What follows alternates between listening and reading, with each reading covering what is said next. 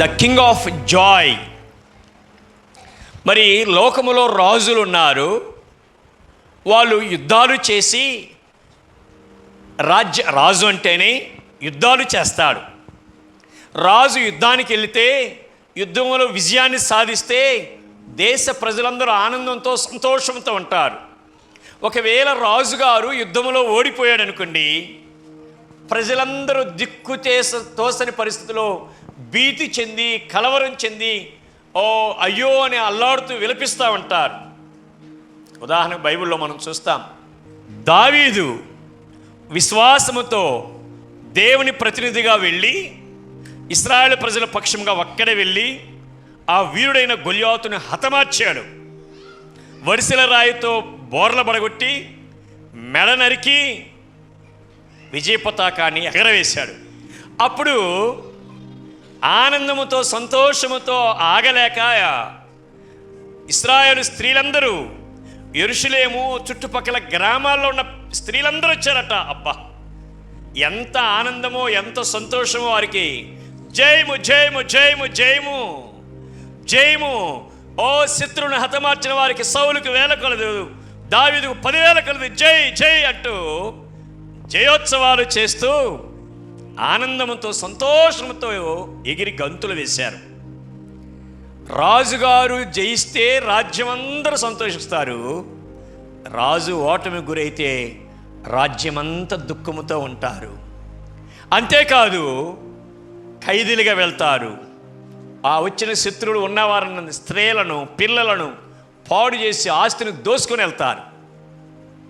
అయితే మన రాజు, ఈ రాజు ఏమిచ్చే రాజు అంట?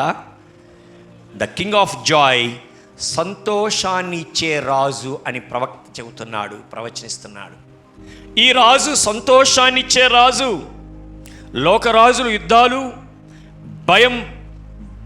భయానికి తీసుకువస్తారు, కానీ ఈ రాజు పాప క్షమాపణ ద్వారా ఇచ్చే శాంతిని సంతోషాన్ని ఇవ్వటానికి వచ్చాడు. ఈ రాజు ఏమి ఇవ్వటానికి వచ్చాడు? పాప క్షమాపణ ద్వారా మానవాళికి శాంతిని, సమాధానాన్ని, శాంతిని, సంతోషాన్ని ఇవ్వటానికి వచ్చిన రాజు మన రాజు, ప్రభు అయిన క్రీస్తు. అందుకే ఏమన్నా ప్రవశిస్తున్నాడు ఆయన? సంతోషాన్ని ఇచ్చే రాజు, ద కింగ్ ఆఫ్ జాయ్. ఆ రాజులు జయమొస్తే సంతోషము, ఓటమి వస్తే ఏడుపు. ఈ రాజు దగ్గర ఓటమి లేదు. ఆయన సర్వమానవాళికి పాప క్షమాపణ ఇవ్వటానికి వచ్చిన రాజు ఇది.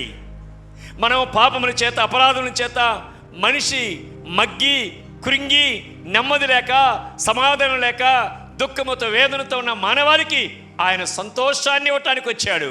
ఎలా? పాప క్షమాపణ ద్వారా. నిజమే, పాపికి ఎప్పుడు సంతోషం వస్తుంది తెలుసా? ఆ పాపము నుంచి విడుదల పొందిన నాడు వచ్చిన సంతోషము మాటలలో వర్ణించలేనిది. ఒక దైవజనుడు ఇలా అన్నాడు, ఆయన తన పాపం విషయమై ఆ రాత్రంతా దేవుని సన్నిధిలో మొరపెట్టి బాల్యం నుంచి చేసిన పాపాలన్నీ ఒప్పుకున్నాడట. యేసు ప్రభు తన రక్తంలో కడిగి వేసినట్లుగా ఆ రక్షణ నిశ్చయత వచ్చింది. పాప క్షమాపణ పొందేను, నా ప్రభు నా పాపాలు క్షమించండి, ఆ రక్షణ నిశ్చయత వచ్చిందంట. ఎప్పుడైతే ఆ రక్షణ నిశ్చయత వచ్చిందో, ఆయన ఉదయకాలం బయటకు వచ్చి చూస్తే ఈ లోకమంతా ఆయనకు ఒక కొత్తగా కనపడుతుంది. హృదయం ఆనందముతో సంతోషముతో ఉప్పొంగుతూ ఉందంట. ఆ సంతోషంతో సూర్యుడు ఒక కొత్తగా కనపడుతున్నాడు. ఈ ప్రకృతి, ఈ చెట్లు సమస్తము ఒక కొత్తగా కనపడుతుంది. కారణము, ఆ ప్రభు, ఆ రాజు లోపలికి వచ్చాడు. ఆయన పాపాలు క్షమించాడు, పాప క్షమాపణ ఇచ్చాడు, సంతోషం ఇచ్చాడు. ఈ సంతోషము నీకు కావాలంటే నేడే యేసుని వద్దకు రా. ఆ సంతోషాన్ని ఇవ్వటానికి వచ్చిన రాజు. మానవ జీవితంలో పాపి అయిన మనిషికి హృదయంలో సంతోషము లేదు. చాలామంది జీవితాల్లో సంతోషము లేదు, సమాధానం లేదు, ఆనందం లేదు. అన్నీ ఉన్నాయి, తినటానికి ఉన్నాయి, ఉండటానికి ఉన్నాయి, కానీ హృదయంలో లోపించింది సంతోషం లేదు, ప్రభు ఇచ్చే సమాధానం లేదు. ఈ సంతోషం కొరకు దేశ విదేశాలకు వెళ్ళినా, ఎక్కడికి వెళ్ళినా ఈ సంతోషం మనిషికి దొరకదు. ఆ సంతోషాన్ని ఇవ్వటానికి ప్రభు అయిన క్రీస్తు భూమి మీదకి వచ్చాడు. ఆయన దగ్గరికి వస్తావా? ఆ ప్రభు దగ్గరికి వస్తే నువ్వెవరైనా సరే ఏ పరిస్థితిలో ఉన్నా కానీ ఈ లోకంలో నీకు అన్నీ ఉండొచ్చు, కానీ మనిషిని కదిలించండి, హృదయాన్ని టచ్ చేయండి, వ్యక్తిగతంగా మాట్లాడండి. ఏంటమ్మా నీ పరిస్థితి అంటే ఏం చెబుతారో తెలుసా? సార్ అన్నీ బాగానే ఉన్నా కానీ ఏదో సంథింగ్ ఈజ్ ల్యాక్, ఏదో కొరత ఉంది, ఏదో కొదువుగా ఉన్నట్టుంది, ఏదో అసంతృప్తి ఉంది అంటారు. ఏంటా కొదువ? ఏమిటా కొదువ? ఆ కొరత ఏంటా సంతృప్తి అంటే ఆ సంతోషాన్నిచ్చే రాజు నీ హృదయములో లేడు కనుక. ఆ సంతోషాన్నిచ్చే రాజు నీలో లేడు. నువ్వు ఎవరైనా సరే, నువ్వు ప్రార్థనకి రావచ్చు, సంఘానికి రావచ్చు, దేవుని బిడ్డ అవ్వచ్చు, మందిరానికి రావచ్చు, మందిరానికి వెలుపల ఉండవచ్చు, ఎవరైనా కానీ ప్రభు నీ హృదయములో ఉన్నప్పుడు ఎన్ని పరిస్థితులు బయట ఉన్నా, ఎన్ని సమస్యలున్నా ప్రభు ఇచ్చే ఆనందము నీ హృదయములో ఉంటుంది. ద పీస్ ఆఫ్ జాయ్, ప్రభు ఇచ్చే సంతోష సమాధానంతో కూడిన ఆనందము నీ హృదయములో ఉంటుంది. ఈ రాజు ద కింగ్ ఆఫ్ జాయ్. ఏ రాజు అయినా సంతోషాన్ని ఇవ్వటానికి వచ్చిన రాజు. ఆ రాజులోనే నీకు సంతోషము, ఆ రాజులోనే నీకు సమాధానము, ఆ రాజులో నీకు ఆనందం ఉన్నది. అయ్యా ఏదో చెబుతున్నావు, అది ఎట్ట పొందుకోవాలి, అది మేము స్వీకరించాలంటే మేము ఏం చేయాలి అని ప్రశ్న వస్తుందా నీకు? అని తలంపు వచ్చిందా? నువ్వు చేయాల్సింది నీ గదిలోనికి వెళ్ళి నీ హృదయాన్ని తెరిచి నువ్వు బాల్యం నుంచి చేసిన దోషాలన్నిటిని ఒప్పుకో. ప్రభువా నేను పాపిని, కప్పబడిన దోషములను, కప్పుకున్న దోషాలను, తెలియని దోషాలను, బయట పెట్టలేని దోషాలను, నీ మనస్సాక్షి నీ మీద నేరారోపణ మోపుతున్న ప్రతి దోషాన్ని ఒంటరిగా ప్రభుత్వంలో నీ హృదయాన్ని కుమ్మరించి ప్రభువా నేను పాపినని ఒప్పుకో. విషయాన్ని గమనించండి జాగ్రత్తగా. ఓ క్రైస్తవుడా, నువ్వు క్రైస్తవ కుటుంబంలో పుట్టావు, పెరిగావు, దేవుడు అంటే నీకు ఇష్టమే, మందిరానికి వస్తున్నావు, కానీ ఈ అసలైన సంతోషం నీకు లేదు. కారణం ఏంటంటే ఆ రక్షకుడు నీ హృదయంలో లేడు. ఆ రక్షకుడి గురించి నీకు తెలుసు, కానీ ఆ రక్షకుడు నీ హృదయంలో లేడు కనుక, ఆ సమాధానం సంతోషం ఇచ్చే రాజు నీ హృదయంలో లేడు కనుక నీ హృదయంలో సంతోషం లేదు. నువ్వు ఒంటరిగా దేవుని స్థలంలో గడిపి నీ దోషములన్నిటిని ఒప్పుకొని ప్రభువా నీ రక్తములో నా దోషములన్నీ కడుగు ప్రభువా, నేను పాపిని ప్రభు అని నువ్వు పశ్చాత్తాపంతో ప్రభు సన్నిధికి వచ్చి నీ హృదయాన్ని కుమ్మరిస్తే ప్రభు నీ పాపాలు క్షమిస్తాడు. పాప క్షమాపణ దొరికే వరకు, ఆ రక్షణ ఇచ్చేది దొరికే వరకు ప్రభు సన్నిధిలో ఆయన పాదాలు గట్టిగా పట్టుకొని ఆయన సన్నిధిలో గడపండి. ప్రభు రక్షణ కార్యం నీ హృదయంలో జరుగుతుంది. ఆయన తన పరిశుద్ధ రక్తంతో నీ పాపాలు కడిగి వేస్తాడు. ప్రభు నీ హృదయంలోకి వస్తాడు. అప్పుడు అసలైన సంతోషం దొరుకుతుంది, అప్పుడే అసలైన ఆనందం దొరుకుతుంది. క్రైస్తవులే కానీ సంతోషము లేకుండా ఉన్నవారులారా, ఈ పని నీ జీవితంలో జరగాలి.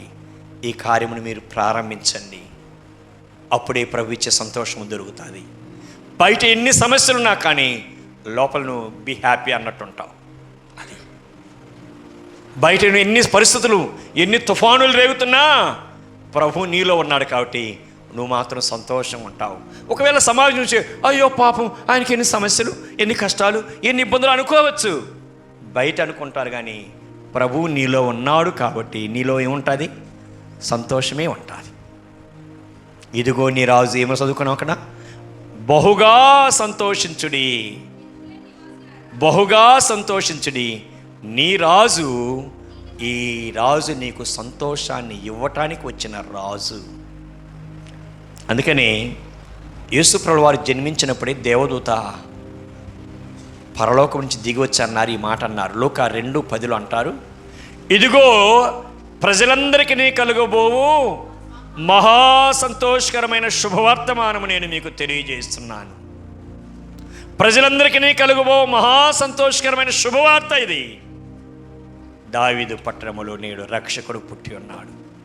యేసు ప్రభువు వారు ఎందుకు వచ్చాడంటే సంతోషాన్ని ఇవ్వటానికి వచ్చిన మహారాజు ఆయన. ఆయన జనన వార్త లోకానికి సంతోషకరమైన వార్త, సంతోషాన్ని కోల్పోయిన వారందరికీ సంతోషాన్ని ఇవ్వటానికి వచ్చిన శుభవార్త రక్షకుడు జననం. ఇది మీకు అర్థమయ్యేటట్టు ఇంకో మాట చెప్పాలంటే, జైల్లో ఒక వ్యక్తి ఉన్నాడు అనుకోండి. జైల్లో ఉన్న వ్యక్తికి 14 సంవత్సరాలు జీవిత జైలు శిక్ష పడింది.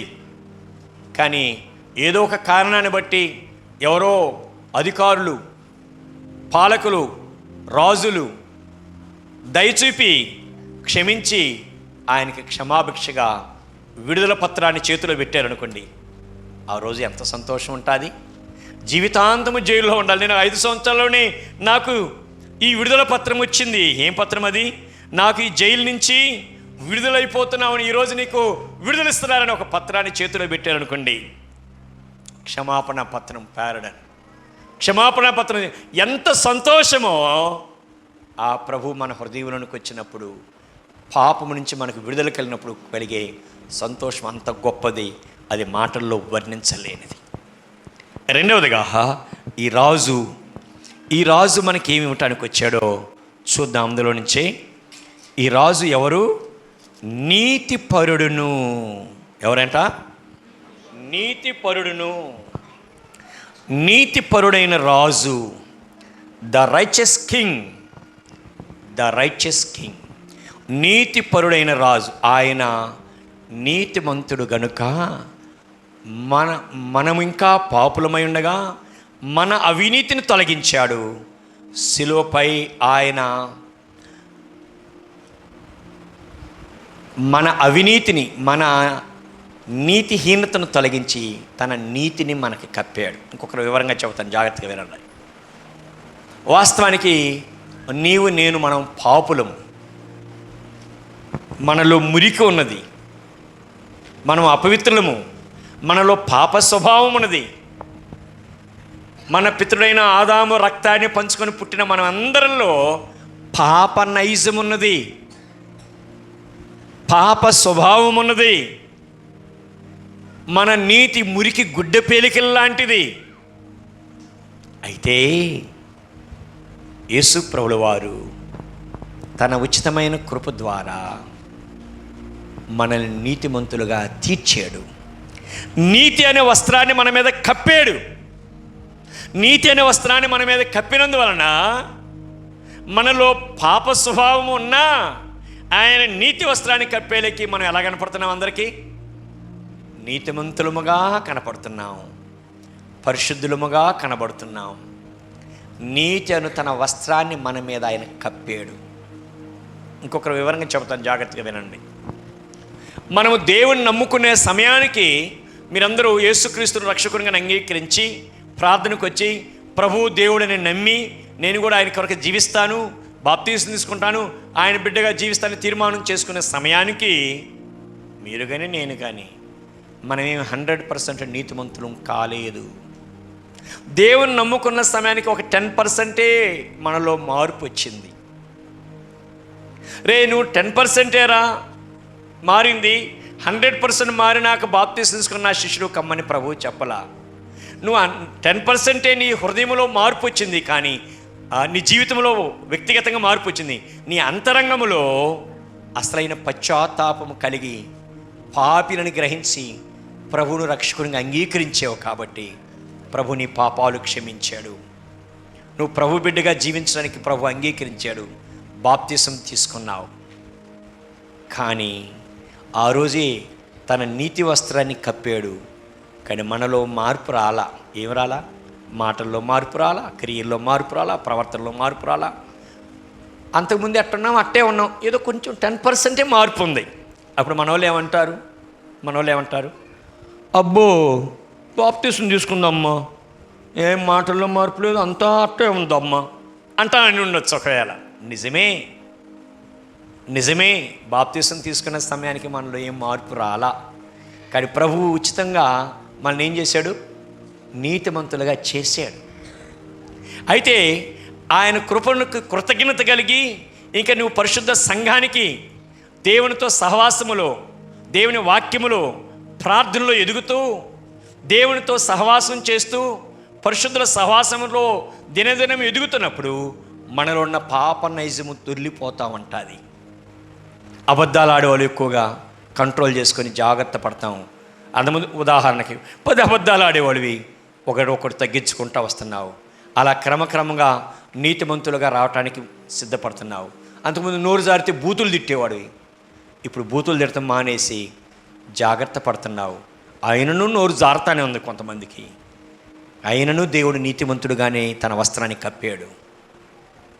అయితే ఇంక నువ్వు దేవునితో సహవాసము, సంఘములో సహవాసం, వాక్యములో ఎదుగుతున్నప్పుడు వాటన్నిటి నుంచి విడుదల పొందుతూ 10% కాస్త 20% కొంచెం మార్పు వచ్చిందిరా, 30%, 40, 50%. అప్పుడు అంటారు, అప్పుడు బాప్తీసం తీసుకున్నప్పుడు ఏమంతగా మార్పు లేదు కానీ ఇప్పుడు ఆమెలో చాలా మార్పు వచ్చిందండి అంటారు. ఈమె మారింది, ఈమె ప్రవర్తన మారింది. ప్రభు తన కృప ద్వారా క్రమక్రమం ఏం చేస్తున్నాడు? నీతిమంతులుగా చేస్తున్నాడు. అలా జీవితంలో దినదినము ఎదుగుతుండాలి. అయితే రక్షణ పొంది, మళ్ళీ ఇలా చెప్తాను, జాగ్రత్తగా వినండి. రక్షణ పొంది దేవునితో సహవాసము, సంఘముతో సహవాసములో అపోస్తుల బోధ ఎందును, సహవాసమందును, రొట్టె విరుచుట ఎందును, ప్రార్థన చేయటం ఎందును ఎడతెగక ఉండకపోతే వారమంతా నువ్వు లోకములో ఉంటావు. కాబట్టి లోకపు ఆలోచనలు నీలోకి వస్తాయి, లోకపు పద్ధతులు ఆలోచిస్తావు. లోకంలో ఉన్న రీతిగా గొప్ప వాళ్ళం కావాలి, పేరు తెచ్చుకోవాలి, బంగళాలు కట్టాలి, భవనాలు కట్టాలి, లోకరీత్యా ఆలోచిస్తూ ఉంటావు. నీ ఆత్మీయ స్థితి దేవునికి దగ్గర కాదు, లోకరీతిగా వెళ్ళిపోతూ ఉంటావు. మంచి వ్యక్తే, మంచి బాలుడే, మంచి అమ్మాయే, కానీ లోకపు పద్ధతులు నీలోకి వచ్చినాయి. దేవుని నీతికి సమీపం కాకుండా లోకములో వెళ్తున్నావు. దేవుని చిత్తాన్ని నెరవేర్చక నీ ఇష్టలను, లోకపు ఇష్టలను నెరవేరుస్తూ ఉంటావు. తద్వారా ఆధ్యాత్మికంగా ఏమైపోతాం? మనము దేవునికి దగ్గర కావాల్సిన మనము దేవునికి దూరం అవుతూ ఉంటాం. బాప్తీసం తీసుకున్న తర్వాత ఫలభరితమైన చెట్టుగా, ఫలభరితమైన ఫలించే వృక్షంలాగా ఉండవలసి నీవు ఆత్మీయంగా ఎండిపోతున్న వృక్షంలాగా ఉంటావు. అప్పుడు అందరికీ డౌట్ వస్తుంది, ఏమైనా రక్షణ పొందిందా లేదా అంటూ ఉంటారు, రక్షణ కార్యం జరిగిందా లేదా అంటూ ఉంటారు. పిల్లరా, రక్షణ పొందిన తర్వాత దినదినము సంఘ నియమ నిబంధనల్లో, వాక్యములో, ప్రార్థనలో, సహవాసంలో మనం సాగుతున్నప్పుడు దేవునికి దగ్గర అవుతాం. దేవుని స్వారూప్యంలో క్రమక్రమంగా 50, 60, 90% మార్పు చెందుతూ ఉంటాం. 100% ఎవరూ కాలేమనండి.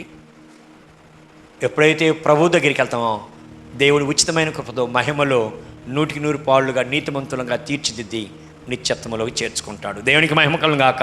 హల్లెలూయా. ఆయన నీతిమంతుడైన రాజు కాబట్టి మనం ఏం చేశాడు? అందుకని పేతురు భక్తుడు ఒక మాట అన్నాడు. పేతురు రాసిన మొదటి పత్రిక 3వ అధ్యాయం 18వ వచనం చూడండి. పేతురు రాసిన మొదటి పత్రిక 3వ అధ్యాయం 18వ వచనము. నీతిమంతుడైన క్రీస్తు అనీతిమంతుల కొరకు శ్రమ పడెను అని రాస్తాడు. ఎందుకు ఆయన శ్రమ పడ్డాడంటే అనీతిమంతులమైన మన కొరకు నీతిమంతుడైన క్రీస్తు శ్రమ పడ్డాడు. చదవన్నమాట.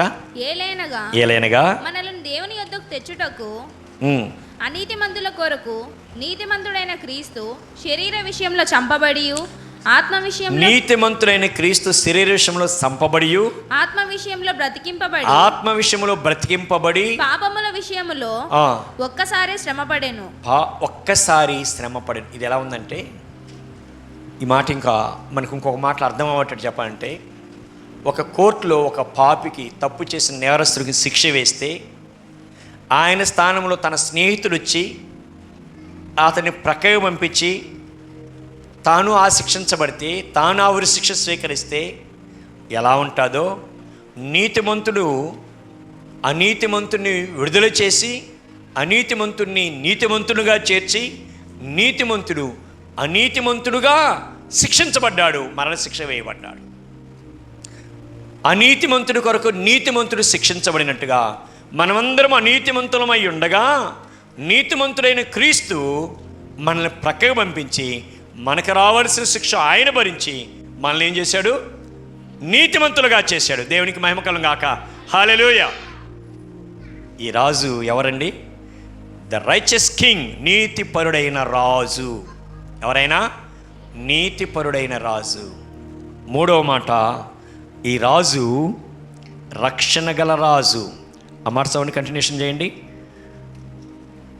ఆ మాట మాత్రం, నీతిపరుడును రక్షణ గలవాడును. ఎవరైనా? రక్షణ గల రాజు. రక్షణ గల రాజు, ద సేవింగ్ కింగ్. ఆ యేసుకు ఉన్న పేరే రక్షకుడు. మన ప్రభు పేరేంటి? రక్షకుడు. ఆయన రక్షించడానికి వచ్చాడు. మన పాపముల చేత అపరాధం చేత చనిపోయిన స్థితిలో ఉండగా ఆయన మనల్ని రక్షించడానికి వచ్చిన రక్షకుడు. అందుకనే దేవుని దూత గాబ్రియేలు యోసేపుతో ఏమని చెప్పాడు? దేవుని దూత గాబ్రియేలు యోసేపుతో ఏమని చెప్పాడు?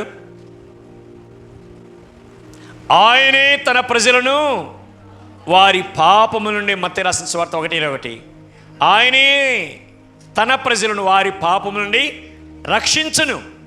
ఆ విమోచకుడైన ప్రభువుని, మహోన్నతుడైన దేవుణ్ణి మనము కలిగి ఉన్నాం.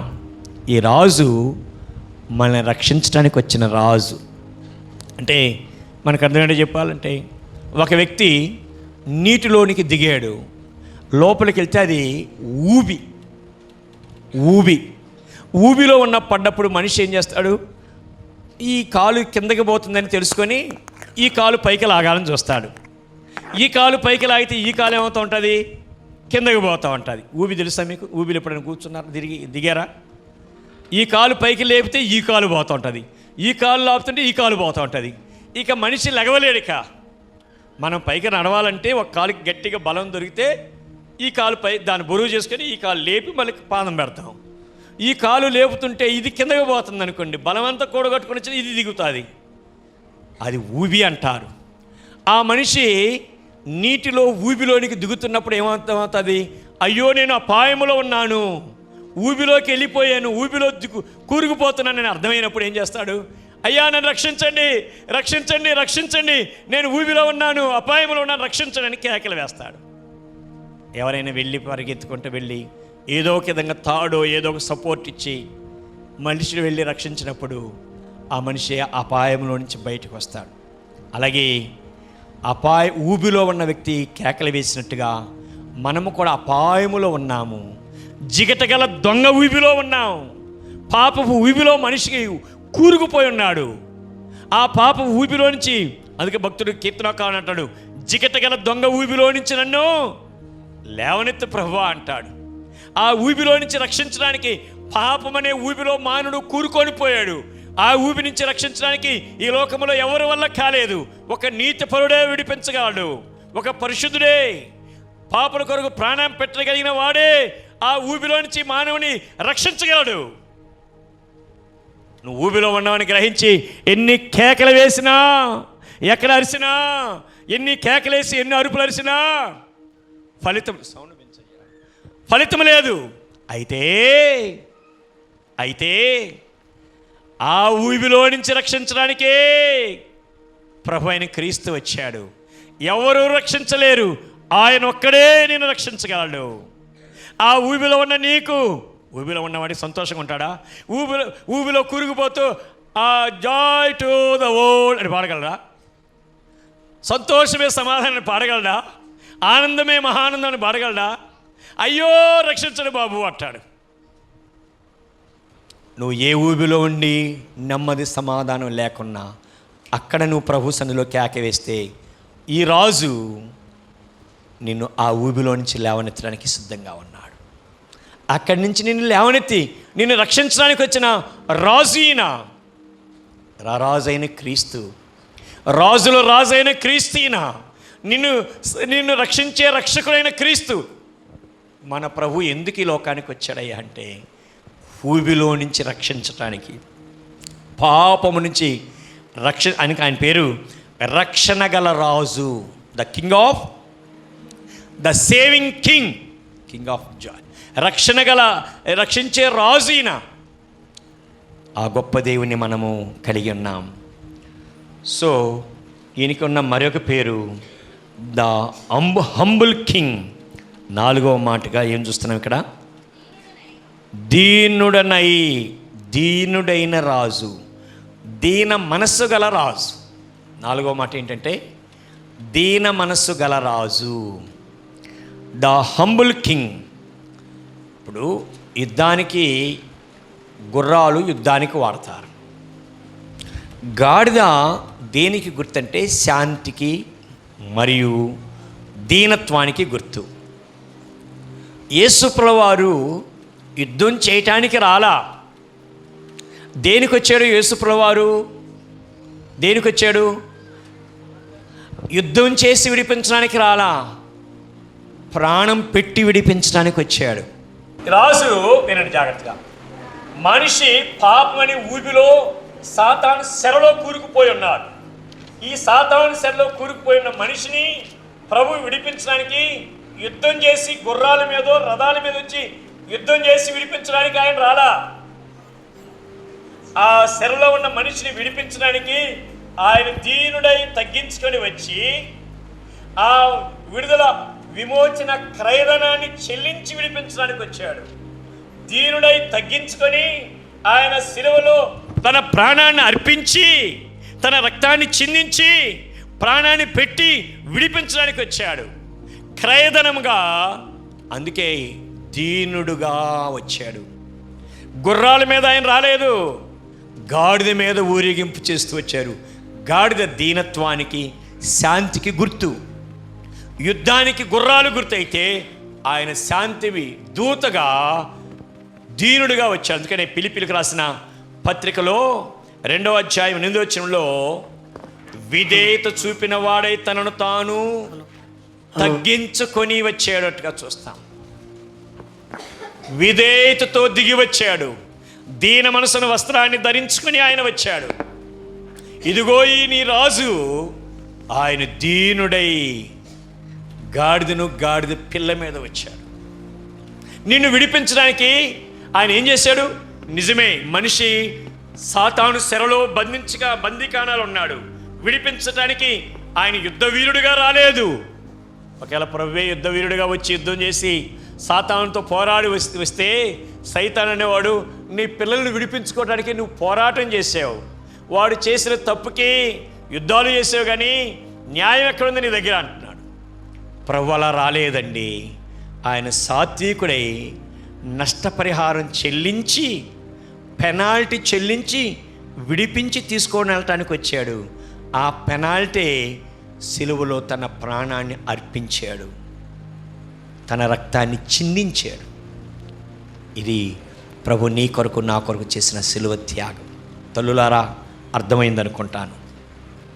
నిన్ను విడిపించడానికి, నీకున్న సమస్య నుంచి, నీకున్న కష్టాల నుంచి, నీకున్న బాధ నుంచి, నీకున్న ప్రతి పరిస్థితి నుంచి విడిపించడానికి ఆయన దీనుడై వచ్చి నీ కొరకు నీకు విడుదల కలిగించడానికి, ఆ సమస్య నుంచి, కష్టము, బాధ, శర నుంచి విడిపించడానికి తన ప్రాణాన్ని అర్పించి ఆ వెల చెల్లించి నీకు విడుదల కలిగించడానికి వచ్చిన మహోన్నతుడైన గొప్ప రాజు. దేవునికి మహిమ కలుగును గాక.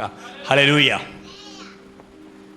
ఆ రాజు నిన్ను విడిపించడానికి వచ్చిన మహోన్నతుడు, పరిశుద్ధుడైన దేవుడు. దీనుడై విరిగినల్ని హృదయంతో వచ్చాడు. ఆయన నీకు సంతోషం ఇవ్వటానికి, నీకు విడుదల ఇవ్వటానికి వచ్చాడు. ఆ సంతోషము కొరకు ఎక్కడెక్కడో వెతుకుతున్నావేమో, లోకములు ఎక్కడ లేదు ఆ సంతోషము, ప్రభువులోనే ఉన్నది. ప్రభువులోనే ఆనందము, సంతోషం ఉన్నది. సంతోషము ఎక్కడుందని ఎక్కడెక్కడో వెతుకుతున్నాడంట. ప్రజల్లో జగమంతా ఎతికంట, సంతోషం ఎక్కడ ఉందని, నిత్య సమాధానం ఎచట నాకు దొరికేనని. జగమంతా వెతికాను, జనులందరిని అడిగాను, జగమంతా వెతికాను, జనులందరిని అడిగాను, చివరికది నీలోనే కనుగొన్నాను, చివరికది నీలోనే కనుగొన్నాను. ఎంత మంచి దేవుడవయ్యా యేసయ్యా, చింతలన్నీ తీరేనయ్యా నిన్ను చేరినా, నా చింతలన్నీ తీరేనయ్యా నిన్ను చేరినా. భక్తుడు పాడాడు, దియా ప్రసాద్ గారని పాట చక్కగా రాశాడు. జగమంతా వెతికాను, జనులందరిని అడిగాను, సంతోషం ఎక్కడుంది ఎక్కడుంది ఎక్కడుందని, ఎక్కడా దొరకలా. చివరి ఎక్కడ దొరికిందంట? అది నీలోనే కనుగొన్నాను.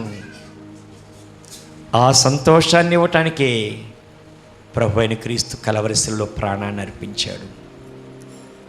కనుక సంతోషము సమాధానం లేడని కుటుకాడుచున్న వారులారా, ప్రభువులో మనకి అసలైన సంతోషము సమాధానం దొరుకుతుంది. ఆయన దగ్గరికి రండి, ఆయన ఇచ్చే సమాధానాన్ని పొందుకోగలం. సో ఎట్లా ఆయన దీనుడై తగ్గించుకొని వచ్చాడయ్యా అంటే, ఒక మాటలు మీకు ఉదాహరణకు అర్థమయ్యే చెప్పంటే, ఒక దేశ ప్రధాని మన గ్రామములో, మన లోహియా నగర్లో ఒక చిన్న కుటుంబంలోనికి వచ్చి వారితో కలిసి భోజనం చేయటానికి ఇష్టపడి వారితో కలిసి సహవాసం చేయటానికి వస్తే ఎట్లా ఉంటుందో, ఆ రారాజైన క్రీస్తు కూడా ఆ మహిమ రాజ్యాన్ని విడిచి ఈ భూలోకానికి దిగివచ్చి నీతో సహవాసం చేయటానికి ఇష్టపడుతున్నాడు. దానికి ఉదాహరణగా అందరూ పాపి అని అసహించుకుంటున్న ఆ పరిశుద్ధుడైన దేవుడు జక్కయ్యతో అంటున్నాడు, పేరు పెట్టి పిలిచి, జక్కయ్య త్వరగా దిగు, నేడు నీ ఇంట ఉండవలసి ఉన్నది, నీతో కలిసి భోజనం చేస్తాను అన్నాడు. అదండి ప్రధానులు, దేశ అధ్యక్షులు ఎవరు మనతో చేయలేకపోవచ్చేమో, కానీ ఈ రాజు ప్రపంచంలో ఉన్న రాజ్యాల రాజులందరికీ మించిన మహారాజు నీతో భోజనం చేస్తానంటున్నాడు, నీతో సహవాసం చేస్తానంటున్నాడు, నీతో కలిసి ఉంటానంటున్నాడు.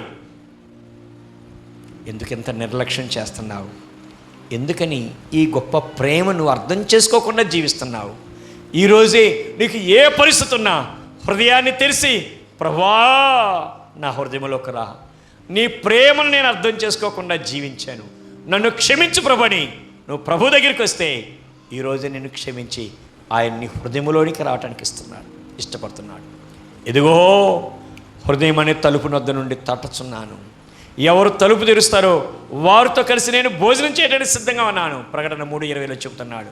నేను వారితో కలిసి సహవాసం చేయడానికి ఇష్టపడుతున్నాను అంటున్నాడు.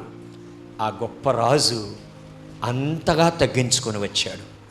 ఒక దేశ అధ్యక్షుడు సామాన్యుతో కలిసి సహవాసం చేయటానికి ఇష్టపడినట్టుగా ఈ రారాజు సర్వ సృష్టికర్త అయిన దేవుడే నీతో కలిసి సహవాసం చేయటానికి ఇష్టపడ్డాడు. భయపడగాక, దిగులు పడగాక, సత్యాన్ని అర్థం చేసుకొని నీ హృదయం ప్రభువుకు అప్పగించి ప్రభువుతో స్నేహం చేయి. నీ జీవితమే అద్భుతంగా మారిపోతుంది, నీ జీవితం ఆశ్చర్యకరంగా మారిపోతుంది. ప్రభు ఇచ్చే శ్రేష్ఠతను అందుకొని ఆయనలో మనం వర్ధిల్లగలం. నెక్స్ట్ మాటను చూద్దాం. ఇంకో మాట ఏమన్నా చూడండి, నెక్స్ట్ 5వ-10వ వచనంలో సమాధానపరచు రాజు, 10వ వచనం ఉందనుకుంటాను. ఎవరైనా సమాధానపరిచే రాజు, ద కింగ్ ఆఫ్ పీస్. ఈయన దీన మనసు గలవాడే కాదు, సమాధానాన్ని పరచడానికి వచ్చాడు. దేవునికి మనిషికి మధ్య ఏర్పడిన అడ్డుగోడ ఒకటి ఉంది. ఆదాము చేసిన పాపముతో దేవునికి మానవునికి మధ్య సంబంధం తెగిపోయింది. మధ్యలో ఒక పెద్ద అడ్డుగోడ ఏర్పడింది. ఏంటా అడ్డుగోడ అంటే మన పాపమే. ఆ అడ్డుగోడను తొలగించడానికే యేసుప్రభువు వారు వచ్చారు. ఆ అడ్డుగోడ మనకి దేవునికి సమాధానం లేకుండా చేసేసింది. యేసుప్రభువు వారు వచ్చి ఆ సిలువలో బలియాగమై దేవునికి మనకి మధ్య ఉన్న ఆ అడ్డుగోడను తొలగించడానికి ఆయన శిలువలో తన ప్రాణాన్ని అర్పించాడు.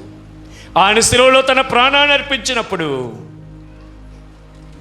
మహాభూకంపము కలిగి గర్భాలయపు తెర నడిమికి చిరిగిపోయిందట. అడ్డుగా ఉన్న తెర చీరిపోయింది. అడ్డుగా ఉన్న గోడను చీల్చివేయటానికి యేసుప్రభువు వారు వచ్చాడు. అది దేనికి గుర్తంటే దేవునికి మానవునికి ఉన్న మధ్య ఆ అడ్డు తెర ఉంది.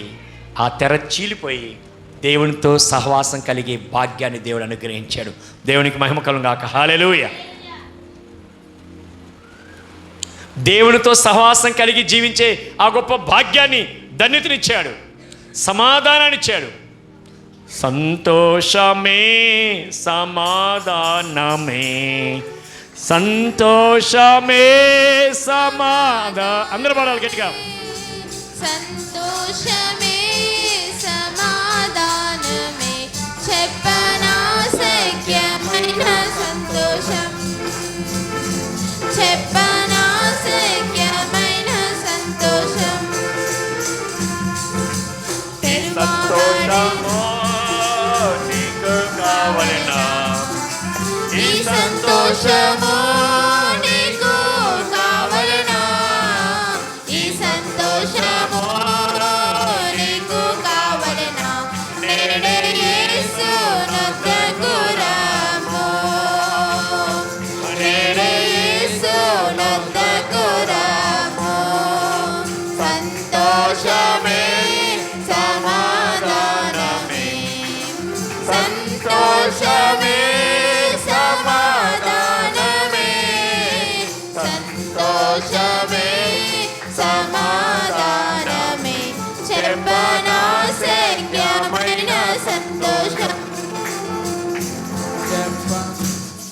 సమాధానకర్త అయిన దేవుడు,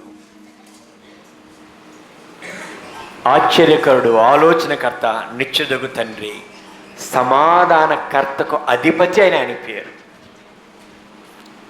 సమాధానం లేని వారలారా ప్రభు అంటున్నాడు, నా యొద్దకు రండి, నేను మీకు సమాధానాన్ని ఇస్తాను. దప్పికొనిన వారలారా నేల యొద్దకు రండి అన్నట్టుగా, సమాధానం లేని వారలారా నా దగ్గర రండి, నా శాంతిని మీకు అనుగ్రహిస్తున్నాను. లోకమిచ్చినట్లుగా కాదు కానీ నా శాంతిని మీకు అనుగ్రహిస్తున్నాను. లోకమిచ్చే శాంతి కాదు, ప్రభు ఇచ్చే శాంతి శాశ్వతమైనది. ఆయన సమాధానాన్ని ఇవ్వటానికి వచ్చిన గొప్ప దేవుడు. ఆ గొప్ప దేవుని దగ్గరికి వస్తావా? మరి ఇది ఎట్లా ఉందంటే, ఇద్దరు వ్యక్తులు గొడవ పడ్డారనుకోండి, ఆ గొడవ పడ్డ వ్యక్తుల మధ్య సమాధాన పడాలని ఈడుకుంటుంది, ఈయనకుంటుంది. యుగో పనిచేస్తూ వారు ఎప్పటికీ సమాధాన పడలేరు. అన్నదమ్ముళ్ళే ఉన్నారు, ఏదో పొరపాటున కోప్పడి అరుచుకున్నారు, దూరం అయ్యారు. కానీ వీళ్ళకి ఎప్పుడు ఏముంటుంది, అన్నతో తమ్ముడితో సమాధానం ఉండాలని కోరుకుంటుంది. కానీ ఎవరు ఉండరు మధ్యలో. వీరు సమాధాన పడాలంటే ఏం కావాలి? ఒక మధ్యవర్తి రావాలి. మధ్యవర్తి నిలబడి వారిని కలిపినప్పుడే వారి మధ్య సమాధానం ఏర్పడుతుంది. మధ్యవర్తి రాకపోతే, మధ్యవర్తి లేకపోతే వీరు కలవాలన్నా కానీ కలుసుకోలేని పరిస్థితులు ఉంటారు. ఆ మధ్యవర్తి దేవునికి మానవునికి తెగిపోయిన బంధాన్ని, సమాధానాన్ని కలపటానికి, అడ్డుగోడను తొలగించి సమాధానాన్ని కలపటానికే యేసుప్రభుడు వారి లోకానికి వచ్చాడు. అందుకనే ఆయనకి ఏం పేరు? సమాధాన పరశురాజు, ద కింగ్ ఆఫ్ పీస్. ఆ గొప్ప దేవుణ్ణి మనము కలిగి ఉన్నాము. అందుకే ఎఫెసీ 2:14 అంటాడు, ఆయనే మన సమాధానమయ్యుండి. ఆయనే, ఎఫెసీ 2:14, ఆయనే మన సమాధానమయ్యుండి అడ్డుగోడను పగలు కొట్టెను అని చూస్తాం. పగను కొట్టివేసేసాడు. దేవునికి మహిమ కలుగాక. హల్లెలూయా. అలాగే ఎన్ని పాయింట్స్ చెప్పామండి ఇప్పటికి? మొదటిదేంటి? ఆయన సంతోషాన్ని ఇచ్చే రాజు, అందరు గట్టిగా చెప్పాలి. రెండవది నీతిపరుడైన రాజు. మూడవది రక్షణ గల రాజు, సంతోషాన్ని ఇచ్చే రాజు, నీతి గల రాజు, రక్షణ ఇచ్చిన రాజు. నాలుగవది దీన మనస్సు గల రాజు. ఐదవది సమాధానము. సమాధానము, దీన మనస్సు, రక్షణ, నీతి, సంతోషం. ఆ గొప్ప దేవుణ్ణి మనం కలిగి ఉన్నాం. ఇంకొక మాట నుంచున్న అక్కడే, ఆయన మనల్ని వెతుక్కుంటూ వచ్చాడు. ఆ మహిమను విడిచి ఇక్కడికి వచ్చాడు. మనము ఆయన దగ్గరికి వెళ్ళలేము, నిస్సహాయ స్థితిలో పడి ఉన్నాము. కానీ దేవుడే వెతుక్కుంటూ వచ్చాడు. బ్రూస్ వాల్సన్ అని ఒక అతను మిషనరీగా వెళ్ళాడు. దక్షిణ అమెరికా అడవుల్లో కొండ జాతుల మధ్య స్వార్థకు వెళ్ళాడు. వెళ్ళి వాక్యాన్ని అందించడానికి వెళ్తే వాళ్ళు మరీ నరమాంస భక్షకులు, హింసలు పెడుతున్నారు. ఆయనకి బాగా అనారోగ్యానికి గురయ్యాడు. రక్త విరోచనాలు పట్టినాయి. ఏమంటారు దాన్ని ఇంగ్లీష్లో? రక్త విరోచనాలు బట్టి ఎల్లో ఫీవరా? రక్త విరోచనాలు బట్టి చాలా నీరసెళ్ళిపోయాడు. ఇక నేను చనిపోతాను అనుకున్నాడు. ప్రార్థన చేసుకుంటున్నాడు. ఆయన బయటికి రాలేడు, విడిపించేవాళ్ళు లేరు. ఆయన రోగాన్ని చూసి దేవుడే, మన దేవతే ఈయన్ని చంపుతుందని వాళ్ళు వదిలేశారు. కానీ ఒకరోజు హెలికాప్టర్ అలా పైన వెళ్తుంది. ఈయనకి డౌట్ వచ్చి వాళ్ళు బ్రతిలాడుకొని, నన్ను ఆ ఎడారిలో పడుకోబెట్టండి అన్నాడు. పడుకోబెట్టి ఒక ఎర్రగొడ్డ తీసుకుని చిన్నగా అట్లా ఊపుతా ఉన్నాడు. ఆ హెలికాప్టర్ కొంచెం కిందకి వెళ్తున్నారు కాబట్టి పరిశీలన చూస్తున్నారు. వాళ్ళు ఎందుకు వచ్చారంటే, ఈయన మిత్రులు ఎప్పుడో మనవాడు ఈ అడవి ప్రాంతానికి వెళ్ళి స్వార్థ చెబుతానన్నాడు, ఎక్కడన్నా ఉన్నాడని డౌట్ వచ్చి వాళ్ళు వచ్చారు. ఆ సమయంలో నిస్సహాయ స్థితిలో పడిపోయి ఉన్నాడు ఈ బ్రూస్ వాల్సన్. వాళ్ళకి ఒక మనిషి ఎల్లికలుగా తెల్లవాడు పడుకున్నట్టు కనపడింది. ఆ హెలికాప్టర్ కొంచెం కిందకి దించి చూశారు. అర్థమైపోయింది, ఎవరో అయి ఉంటాడని వాళ్ళు ల్యాండ్ చేశారు కిందకి. చేస్తే ఇతనే. వెంటనే వాళ్ళు హెలికాప్టర్లు ఎక్కించుకొని తీసుకొని వెళ్ళిపోయారు. పాపం ఈ అమాయక ప్రజలు అనుకున్నారు, వామ్మో వాడి పాపం బండిపోయిందిరా, పెద్ద గద్దొచ్చి తీసుకొని వెళ్ళిపోయిందిరా అనుకున్నారంట. పెద్ద పక్షి వచ్చి తీసుకొని వెళ్ళిపోయిందిరా అనుకున్నారట. కానీ ఆయన వెళ్ళిన తర్వాత ట్రీట్మెంట్ తీసుకొని బాగైపోయి మరలా వారి దగ్గరికి వచ్చి స్వార్థ ప్రకటించి వారిని ప్రభువులోకి నడిపించాడు. ఆ పరిస్థితిలో ఆయన వెళ్ళలేని పరిస్థితి, దేవుడే వారిని పంపించాడు. ఆ హెలికాప్టర్ రూపంలో దేవుడే ఒక రక్షకుడిగా వారి దగ్గరికి దిగివచ్చాడు. దిగివచ్చి ఆయన్ని ఎత్తుకొని వెళ్ళిపోయాడు. అలాగే మనం దేవునికి దగ్గర కాలేని పరిస్థితులుగా ప్రభువే మన కొరకు దిగి వచ్చి మన కొరకు ప్రాణాన్ని అర్పించి మనల్ని రక్షించిన రక్షకుడు. ఆరోదిగా మనల్ని వెతుక్కుంటూ వచ్చే రాజు ఈయన. ఈ లోకపు రాజులు ఎవరు చేయలేరు. ఆరోదిగా మనల్ని వెతుక్కుంటూ వచ్చే రాజు, the king who comes to you. మనల్ని వెతుక్కుంటే వచ్చే రాజు. మనం దేవుని దగ్గరికి వెళ్ళలేము, అందుకే ఆయనే మన దగ్గరకు వచ్చాడు. నీ రాజు నీ యొద్దకు వచ్చుచున్నాడు. ఈ మాట మనం అక్కడ చూస్తాం. నీ రాజు నీ యొద్దకు వచ్చుచున్నాడు. ఆ రాజు మన దగ్గరికి వచ్చిన రాజు నీ యొద్దకు వచ్చుచున్నాడు. ఈ రాజు నీ యొద్దకు వచ్చుచున్నాడు.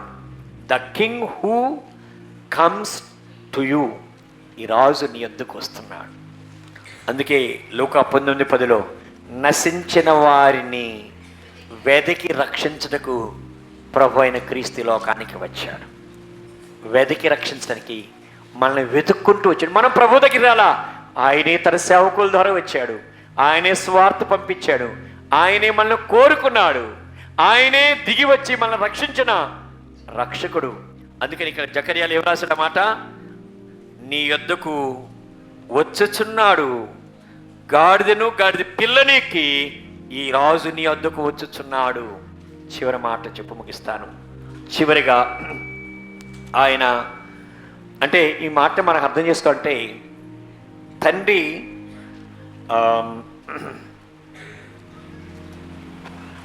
తన బిడ్డకు ఇచ్చిన మాటను, ఒక తప్పిపోయిన గొర్రె అడవిలో ఉన్నప్పుడు ఆ గొర్రెను గొర్రెల కాపరి వెతుక్కుంటూ వెళ్ళి ఎక్కడో తిరిగి ఆఖరికి ఎక్కడో పొదలో చిక్కొని పోయిన గొర్రెను ఆయన అందులో ప్రవేశించి పొదలన్నిటిని తప్పించి తీసి కౌగిలించుకుని భుజాన మీద ఎక్కించుకొని వస్తే ఎట్లా ఉంటుందో, ఈ రాజు కూడా అలాగే మనల్ని వెతుక్కుంటూ వచ్చాడు. తప్పిపోయిన మనల్ని తన శ్రేష్టమైన మార్గములో ఉంచడానికి వచ్చాడు.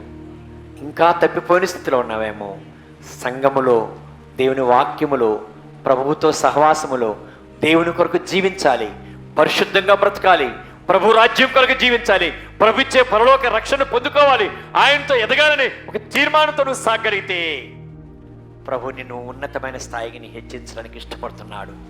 ఆయన చేస్తలైన సంతోష సమాధానములో నువ్వు వర్ధిల్లగలవు. ప్రే సంగమా, అట్టి శ్రేష్టతను అందుకోవటానికి సిద్ధపరచుకుందాం. చివరిగా వాగ్దానాన్ని నెరవేర్చిన రాజు ఈయన. ఏం వాగ్దానము?